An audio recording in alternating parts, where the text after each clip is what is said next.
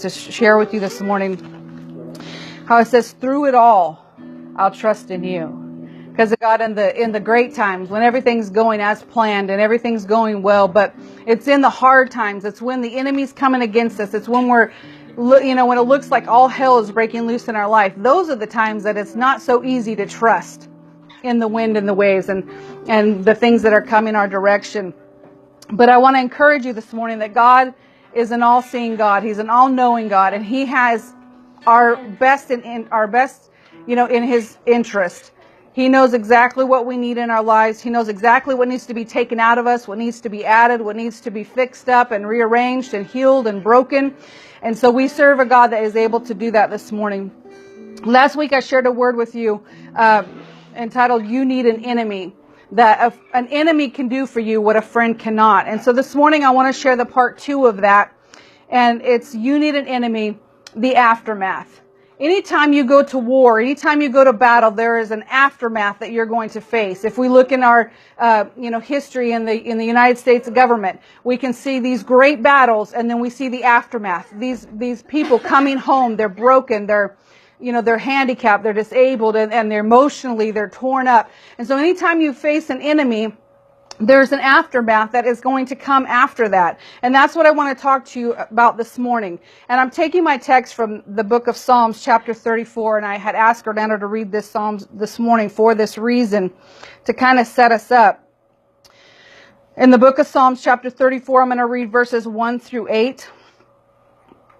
And so David is talking here, and he says, I will bless the Lord at all times. His praise shall continually be in my mouth. My soul makes its boast in the Lord. Let the humble hear and be glad. Oh, magnify the Lord with me, and let us exalt His name together. I sought the Lord, and He answered me, and He delivered me from all my fears. Those who look to Him are radiant, and their faces shall never be ashamed. This poor man cried, and the Lord heard him, and saved him out of all his troubles. The angel of the Lord encamps around those who fear Him and delivers them. O taste and see that the Lord is good. Blessed is the man who takes refuge in Him. So I want to encourage you this morning that I want you to take refuge in Him. And I want to focus in verse 3 of this psalm. And it says this, magnify the Lord with me. Magnify the Lord with me. Whenever an enemy threatens us, it's really easy for us to shift our focus from Christ and onto the enemy or the battle that we're facing. Okay? And to get out from underneath the threat of the enemy, we have to change what we magnify. Has anybody ever played with magnifying glasses? Or, the microscopes. Whatever you look into, it may look something so small you can't even see it, but you put it under a magnifying glass and it magnifies it. It intensifies it. And so if we were to take, our thumb, and I was going to bring a dime and I forgot to get one out, because I hate carrying change on me. But if we were to take our thumb and we were to put it in front of us, I could see all of you and I could see my thumb. But if I was to close one eye and start bringing it closer to me, the more I focus on my thumb, that's the only thing I'm going to see. All of you are going to become a blur to my sight. And so that's the way we are with the enemy. The enemy would like us to get us to focus on that dime. The things that don't matter in life. He wants us to focus on those things. And everything else becomes blurry. It becomes out of focus. It becomes out of touch in our life. And so last week I discussed about the enemy, and I told you that the enemy is anything that tries to destroy the purpose and plans of God that He has set in your life. So anything that comes against that, and you know what that is. Maybe it's a relationship that you shouldn't be in. Maybe it's a mindset that you have struggled with, and maybe you've struggled with it your whole life. Maybe it's fears and doubts. Maybe it's a weakness that you struggle with. It's not necessarily a sin all the time, but you know that it can become a sin very easily. It's a situation that you face. There's seasons that we go through, times in our life that we have to go through situations to mature us. And so anytime that comes up, the enemy wants to take our focus off of God. He wants us to not magnify the Lord, because when we magnify the Lord, and as we were singing this song, one of my favorite scriptures in the Bible is in Isaiah, and it talks about the train of His robe fills the temple. And I heard a preacher explain that one day, that the reason that was so significant, because I thought, oh, that's cool, the train of His robe, cool, But when I understand the significance of that, whenever they would win a battle, they would take a piece of the king's garment and they would sew it on to the winner's train. So it's saying in significance that our God, his train is so large, it fills the temple. Our God has never known a loss. He's only known a win. So when we look at it in that perspective, we can trust him, right? You know, if you were going to give your money to the best gambler or to someone, you know, that gambles to make money, you are not going to pick the guy who loses all the time. You're going to want to get the track records and you're going to want to see who's winning, you know, I'm not a gambler, never have been. I'm too scared to mess with my money like that. I got too much wisdom. But if you were, you wouldn't go with the guy that's going to lose the most. You would want the guy with the best odds. And so I want to encourage you this morning that David's telling us, magnify the Lord with me in all your situations, in all your you know, what you're going through this morning. Magnify the Lord because he has the best odds. He has already won. And so we want to shift our focus this morning and magnify the Lord. If we continue to focus more on the enemy, it fills our field of vision. That's all we see. All we see is our situation. We become so inward focused that we can't even see that other people are suffering around us. We become so overcome that we can't see that the person right behind us, the neighbor right beside us, their marriage is falling apart. Their kids are sick. They're running away. They're getting, you know, we just look at our situations and we think we've got it so bad. But if we really just looked around, we would realize that God has blessed us. And so when we magnify the Lord, we begin to get the proper perspective. We look at the big picture of things. What I'm going through now is significant, but how many have ever went through something and you thought, oh, if I could ever get through this, everything will be good. And then you think that's the worst thing you've ever went through. And then later on in time, another season comes in your life and you just think, my goodness, I didn't think it could get any worse than it was last time, right? But as long as we keep our perspective on the big picture of what God's trying to create in our lives, it helps us out. So we already know that it's important to stay focused in the right direction during a battle. But how about after the battle? How about after the battle? When it's done, we're kind of in the clear, like the dust kind of settles, we've come through and everything seems okay. How many think it's important that we stay focused then? Because it's really easy to come through something, and I kind of pictured in my mind like when you've spent all day working hard, maybe you're cleaning the house, maybe you've been at work, and you've just given all you've got, and you come home and what do? You just kind of plop on the couch or in your recliner and you put your feet up and you're just like, you breathe that sigh of relief. Well, in spiritual warfare, if we do that, we are more vulnerable at that point than we were throughout the whole battle. Because the enemy knows we're tired. We've come through this. Our emotions are sometimes they're broad and spread out. And, you know, we're thinking all these things and stuff. So you can become more vulnerable in your relaxed state than you were in the middle of your fight. And so I want to share with you this morning that as we're going through this, there's always going to be a cycle in our life. You're going to fight. You're going to win or lose. And you're going to fight again. I know it doesn't sound very encouraging, right? It's like, why is there always going to be a fight? Because as long as we're breathing and as long as we have breath in us, there's going to be an enemy that hates you. He wants to destroy your life. He's never going to let up. He's never going to stop. It doesn't matter. He hates you. And so if you can realize that this morning, I want to share with you 3 things that need to happen during this cycle of fighting, winning or losing, and then before the next battle. And I think that they're very important to our survival, our health, our spiritual health, our emotional health. And this is that we must remove, we must rest, and we must recalibrate. Okay? Number 1 this morning, remove. Sometimes for God to be able to do a work of change in our life, He has to remove us from a familiar environment and move us into a safe place. It isn't easy to receive rest and healing in your daily environment. Usually you have this routine and you have this system that you use. And so you don't take time to just heal, you know. How many's ever went to a retreat or a getaway?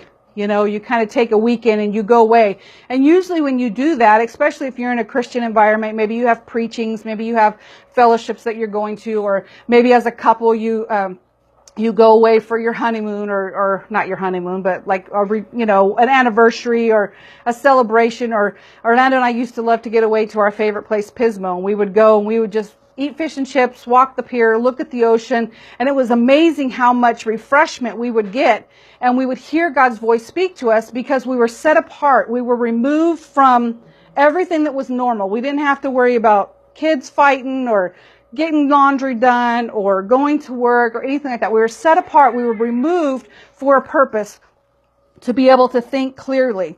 And so in Psalms 23, verses 2 through 3, it says this, that He makes me lie down in green pastures.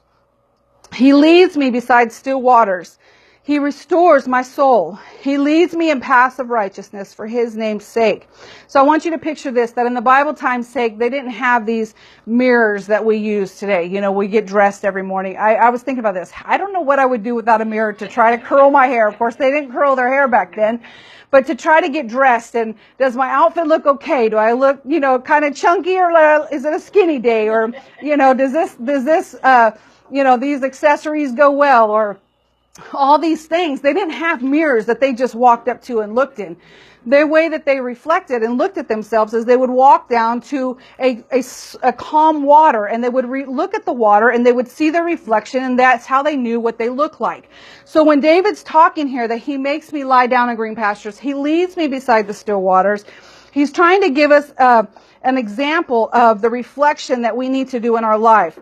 When there was people throwing rocks in the water, I imagine that they didn't see themselves very clearly. You got these little ripples going out, right? And so Christ, is reminding us this morning that we've got to look into the sea of reflection. And so when we remove ourselves, we're able to get a proper perspective. We're able to get that focus back, that we can see the bigger picture. I'll never forget, a couple years ago, Pastor Josh's mother had a brain aneurysm, and she was in the hospital. And so here we were, and we went to go spend time with him and be there for him. And we were in this place, and they're telling us, I don't know if she's going to make it or not. And every day we were meeting these people that were in the same kind of situations. And I remember watching Pastor Josh interact with them, and he's praying for them, and he's ministering to them. And you're seeing that, man, I'm not the only one going through this. I'm not the only one that's at risk of a loss here. I'm not the only, and some of them didn't have no hope. They didn't have, there was not going to be a turnaround. It was just imminent that somebody was going to die, or there was going to be a great loss. And so if we're not careful, we often get that way. We inner focus and reflect instead of reflecting on the big picture.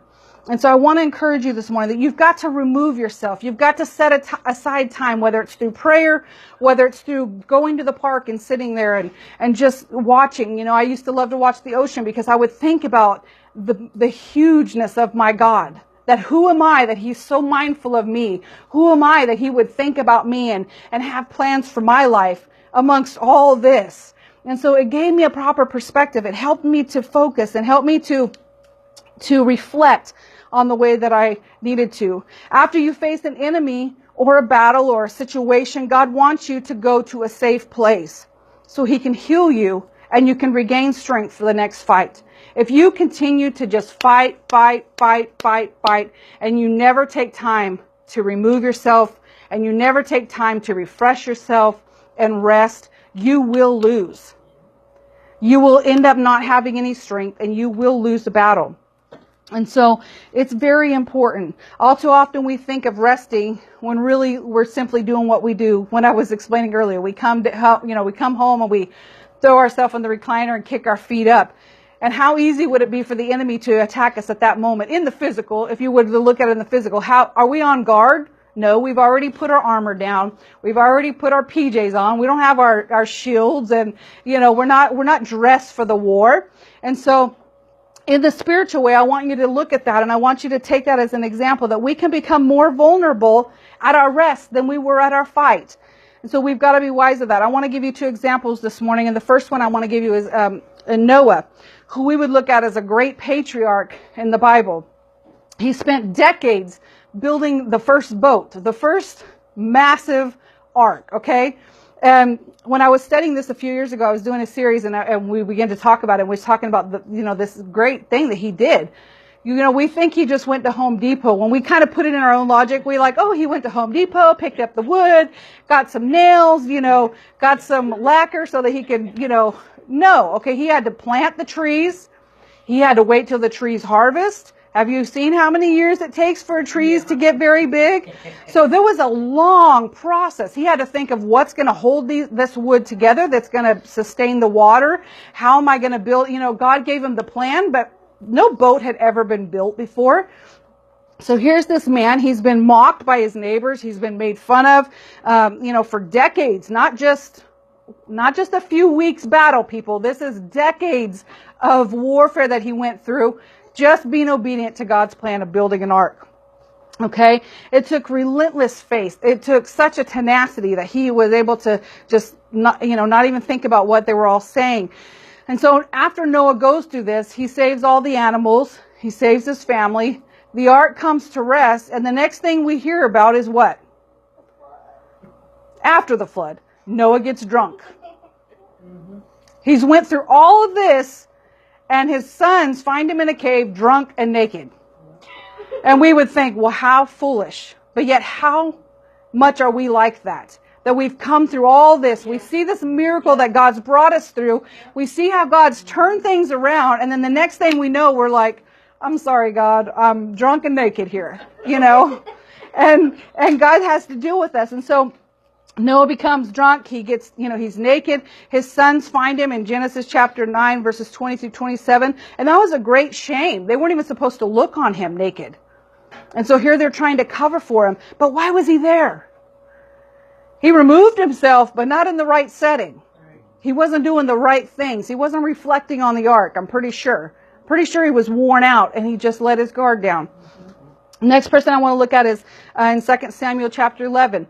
Here we have this great man, King David, which is one of my favorite. I'm sure probably one of everybody's favorites. God said himself that he had a heart like him.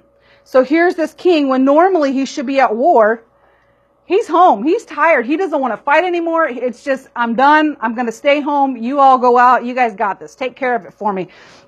So here he is. He finds himself making plans that he should not be planning. He finds himself looking at things he should not be looking at. And pretty soon he ends up committing adultery and murder. And here he is, one of the greatest kings of all times. He'd won many battles. But he needed rest. He needed to be in the right environment. He needed to be removed so that he could see properly. Yes, we need an enemy. We need an enemy to help us, to promote us, to advance us, and to challenge us. I mean, when those victories come, we've got to be able to savor those wins and not counteract it with a loss by getting in an emotional state that we respond to somebody improperly, or we take things into our own hands. So if we focus correctly, and we magnify him instead of magnifying ourselves, it's really easy to come through a battle and then you'll kind of you reflect, but you do the wrong reflection because you'll just be like, I didn't know I was that strong, right? No, you weren't that strong, The only way you came, I know, for example, in my life, I know that there's things that I went through that I don't necessarily want to ever go through again in my life, but I know for sure that I could have never done them if not for the Lord on my side. My mind would have been destroyed forever. I would have never been able to emotionally recoup from the things that I've been through in my life had it not been for the Lord on my side. And so that's the reflection that we want. He wants us to magnify him and realize that if it had not been for him, if it was not for his strength, we would have no strength at all on our own. The next thing that we've got to do besides reflect and remove ourselves is rest. And sometimes it takes an enemy or a Goliath to get in our face to really show us what needs to change in our life. We're really good about pointing out the faults in other people. We can go into a crowd and we can get to know people and we can say, oh, I know what Joanne's faults are. I know what Scott's weaknesses are. Joe, I got you. I know what you need to fix. But then we look to ourselves and we're just like, I'm trying. I'm really trying. You know what I'm saying? We want to judge everybody else, but we don't want to judge ourselves in the same aspect. And so sometimes it takes a giant, an enemy to get in our face that causes us to step up and say, you know what, I need to change this about myself. I need to fix this area in my life. And so that enemy will confront us. And after we've been removed and we reflect on these things, we've got to rest. Okay? And this step is really difficult for people that are like, OCD. They think they got to have everything lined out perfectly before they can take a break. They want to have all the battle figured out before they can, retrieve to their safe place. Sometimes people that can't rest because they get irritated and agitated too quickly because it's just not going in their speed. So they want to rest, but they can't because there's still all this stuff unfinished. But God says you've got to rest.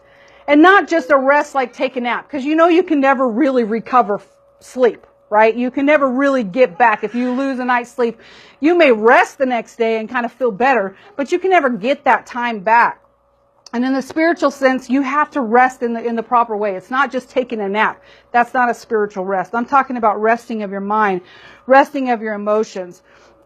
And for some people, it's easier just to stay tangled up in the drama and talk about how they're always fighting these battles, but yet you never see them maturing. You never see their life changing. They're just always fighting the devil. There's just the devil jumping out of every bush at war to them. And I'm thinking, you have not done nothing. You haven't accomplished nothing. You haven't matured. We're still wiping your butt from the diaper that we put on you last week. You've got to mature. And so some people will their resting is staying in that drama so they don't have to deal with anything. And I don't want that to be us this morning. We've got to learn the lesson that we need to learn in each level to be able to advance to the next level. If we look at Elijah, he gives us an idea of resting. Here he was, his whole ministry, he's fighting for Israel's heart. Now the battle's finally over. He wins. He calls down fire from heaven. God does this great miracle on his behalf. And Jezebel stands up and threatens him. And what does he do? This day should be his greatest. This is where he stands on the podium and raises both hands and yes, I won. And no, she threatens him. And what does he do? He takes off. He hightails it to the wilderness because of the threat of an enemy. He's confronted and he runs in fear. He runs in discouragement. Instead of reflecting outward on what God had done, this great, magnificent thing that God had done, the accomplishments that God had used him for, he reflects inward and says, am I the only one that's righteous left? And God's like, dude, there's 7,000 other people waiting for you. You are not alone. But how easily it is to go, when we go through a battle, we want to focus on our own wounds and we want to have a lick fest. We want to lick our own wounds and nobody knows what I've went through and we just want to lick on and get, and take care of ourselves.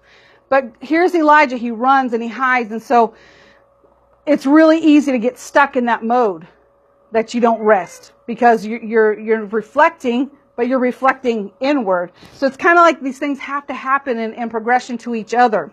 So here we have Elijah. It should have been his highest point, but it ends up his lowest. He's in the greatest depression of his life. In fact, so much he wants to die. Anybody relate to that?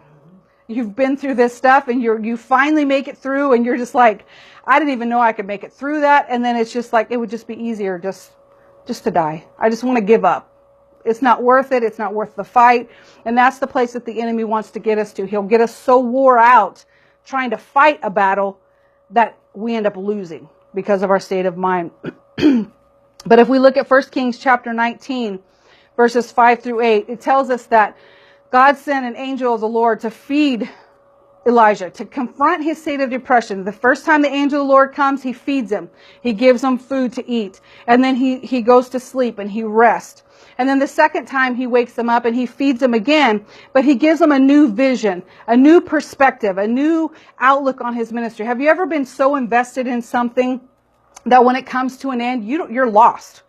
Like you don't even know what to do with yourself because you're so invested in this thing, this battle that you've been fighting for so long, or this thing that you thought God was going to, maybe it's an area of ministry. You thought you were going to go in this area of ministry. And when that's gone, you have nothing.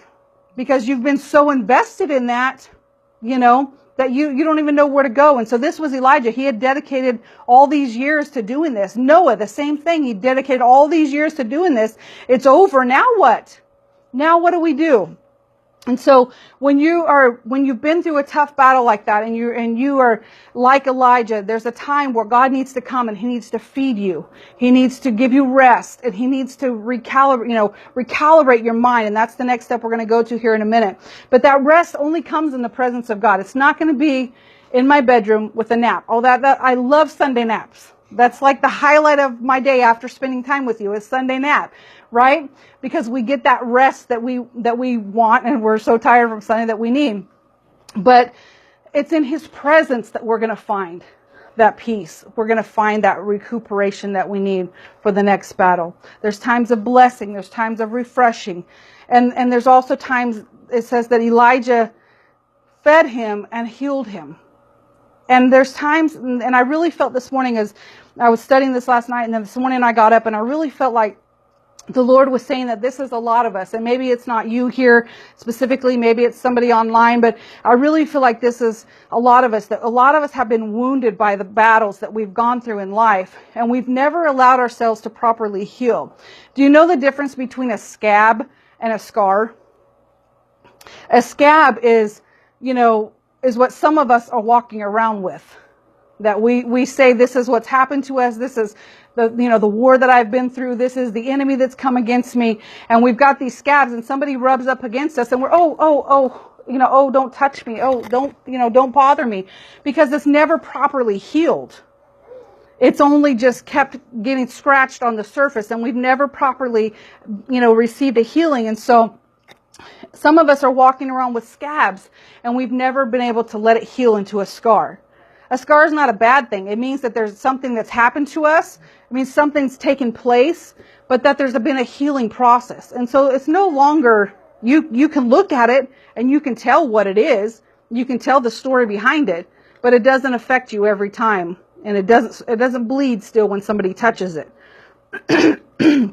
And maybe a scab in our marriage, or our emotions, or our health, our physical health, or maybe it's a scab of past regrets in our lives that we can never forgive ourselves for, or others have made mistakes, but they want forgiveness, but they can never offer forgiveness to anybody else, but yet they want us to forgive them for the shortcomings that they have. So a scab is a place where you've been wounded, and if we hit it, it's going to bleed. And some of us are stuck in that place. But the aftermath is that if we allow God to heal those places, then we have a story to tell, but we don't necessarily have to stay in that hurt. We can run into people and it doesn't bother us because I'm healed. I'm done. If you're running into those people that hurt you and they broke your heart, or they became this great enemy or this great battle in your life, and it's still just tears you up, or you run home crying, or you go through these things. There's a healing process taking place. And one day you will be able to face that and it not bother you like it does. And that's the place that we've got to get to. So Elijah's given a new perspective, a new vision, a new outlook and what God has for him. So first we've got to rest. We've got to remove ourselves. We've got to rest, and we've got to recalibrate. In the book of John, it talks about in chapter 16, verse 33, it says, I have said these things to you, that in me you may have peace. In the world you will have tribulation, but take heart, I have overcome the world. So here Jesus is telling them, he said, you're going to have tribulation. We know that as believers, we're going to have tribulation. It's an encouraging word, I know. Everybody likes it. Everybody just can't wait till the next battle comes, but they're going to come. And so he's telling us, but take heart in that, because I've already overcome. I've already won everything. If we trust him as we're supposed to, we don't have to worry about failing. We don't have to worry about losing a battle. So we've got to recalibrate ourselves. I'm going to go ahead and be honest this morning. I am not very good with directions. Okay. I know it's surprising. But even more so, my husband is worse than I am. So there's hope. Okay.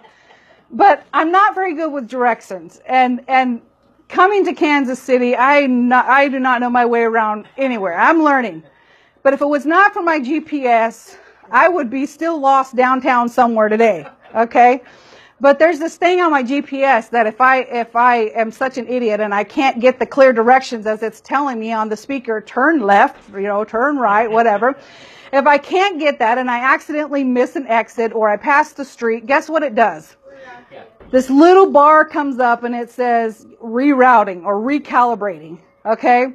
And so I'm like, yes, my GPS will get me to the next place. And, then I'm looking at how many minutes did I waste missing that exit or missing that spot.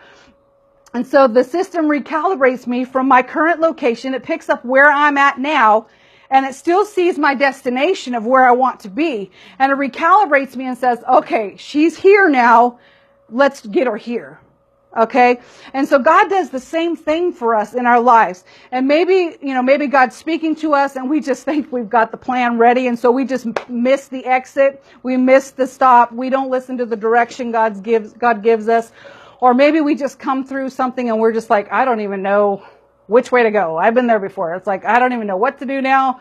I want to rest, I need to rethink about things, So, but God, even in our miscalculations, He recalibrates for us if we allow Him to, and He'll get us to the final destination. He gets us to where we need to go, and He picks up the location that we're at. If our GPS didn't pick up the location that I'm at now, I'd be in trouble because I'd have to go back to where I started to get to my destination. But that's what recalibration does. It picks up where you're at now, your location now, and it says, okay, I see where you're at now. I see you've missed it. I see you've missed the mark. I see you passed that exit. But it's okay. I know another way to get you there. And so God's system of recalibration is explained the best in Romans 8:28. And I shared this verse with you last week, that it says, and we know that for those who love God, all things work together for good, for those who are called according to His purposes. And I, like you, have been through things in my life that I just thought, how in the world could this ever be used for good? How in the world would God ever be able to turn this around, that I would be able to testify? And then as I allow myself to be healed, and I allow God to give me a proper perspective on things, and I rest my mind and I recover from these things, I find myself testifying about this thing that I went through or this thing that I experienced, and I see that surely God did use it all for His good, and He will. Now, that's not an excuse, and I want to say this, it's not an excuse to miss it. It's not okay to miss the exit because you know that the GPS will recalibrate, because sometimes it won't recalibrate in a way you think it will. It will make you go up another 5 miles and turn around and come back to the exit that you missed. I don't want to be that way in my Christian walk. I don't want to miss the exit on purpose, knowing that, well, He's going to get me there wherever I need to get in my destination anyways. We can miss it, but God will use it, but we still have to pay the price. It's going to cost you something.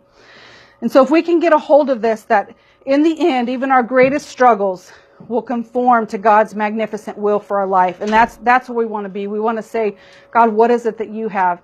Opportunities will come, and sometimes we jump on those opportunities, and sometimes we miss them. And then we can't create another opportunity. We have to wait for it to open up. It's like a door. We have to wait for it to come along again. So in closing this morning, I just want to encourage you this morning that you may be facing an enemy, and maybe you're online, and maybe you're here this morning, you're saying, well, hey, I'm good right now. Everything's good in my life. Okay, that's great. I am so excited for you. But I promise you, something is going to come up. Something is going to happen. Something's going to come against you. The enemy is going to come against your mind. Or you're going to come in contact with somebody who needs to hear the message of hope. Because not everybody has that hope. And so we need to be able to say, I know what you're going through. I see your struggles. But can I give you hope that I know a God? That if you focus beyond that He'll take you to where you need to be in your life. So in the aftermath of an enemy, we need to take time to remove ourselves. We need to take time to rest for ourselves. And we need to recalibrate over the season that we've went through, over the changes that we've gone through, and the things that God's done in our life. So if you're here this morning, I just want to close in prayer. If you'll just stand with me this morning, and we're going to pray.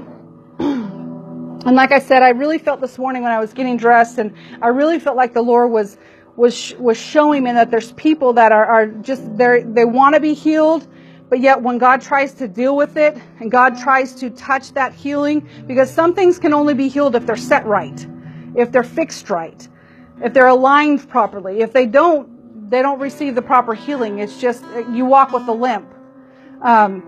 Yesterday, I have this place on my foot that has been really, my heels are always terrible. And so I have this place on my foot that was really bothering me. And so yesterday, Orlando and I went downtown and we walked probably like 5 or 6 hours. And so I found myself kind of like walking on the side of my foot so that I wouldn't kind of step on the back of my heel. And so in the middle of the night, I got up to make a bottle and I set my foot down and my whole calf was just like in pain. And I was like, oh wow, I'm really sore today, because I tried to walk differently yesterday from the pain that I had.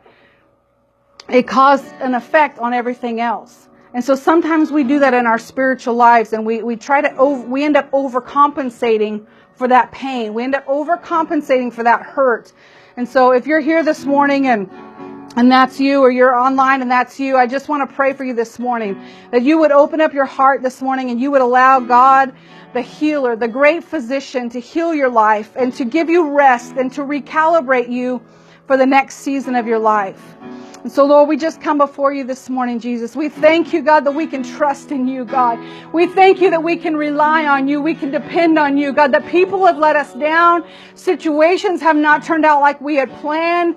Things have happened and we end up in another place than what we never thought we would be. But God, we can look to you and we can say that you have it all in mind for us. God, you have the best in mind for us. You never leave us. You never forsake us, God, and you desire to get to the heart of the matter in our lives. And so we thank you this morning, God, that we can trust you. God, we want to magnify you in our life, God. We want to look into the pool of reflection and we say that it is well, God. It's well inside of us, Jesus. And we thank you, God, for your word this morning. That's truth. That's life, God. It gives us healing, God. I pray for those, God, that are struggling with hurts and pains, God, that maybe it's still a little sensitive when you kick it, God, when you hit it up against something. I pray for those, God, that their hearts would be open to you, your healing process, God, that sometimes it hurts worse before it gets better. But you desire to heal us in a proper way, God. And we worship you this morning, God. We thank you, Lord Jesus. We thank you, God. We can trust you. We worship you this morning, Jesus. Hallelujah. We thank you, Jesus.